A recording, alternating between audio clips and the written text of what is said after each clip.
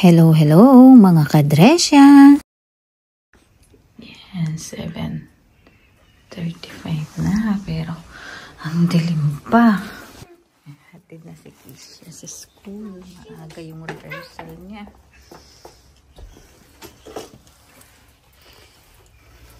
You always forget things. Ay, nako. And then you're gonna tell Dad, oh. Gabi pa, madilim pa. Napakadilim pa. Dahil umuulan-ulan. Madilim pa. Kaya meron pang, ayan, nakasinag pa yung light. Open the door.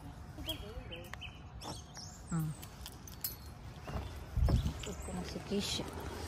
Taking a tour. You're not giving a tour, right? Dito pa.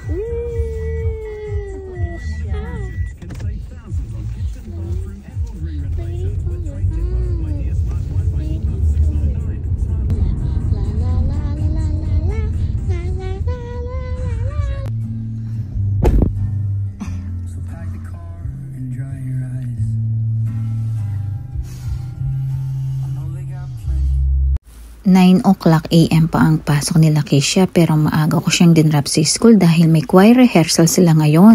Mag-aalas 8 na ng umaga pero ang dilim pa. At sobrang lamig dahil winter na nga dito. At pagkatapos ay umuulan-ulan pa. At dito hindi mawawala yung sumasakit yung mga buto-buto mo at kasukasuhan.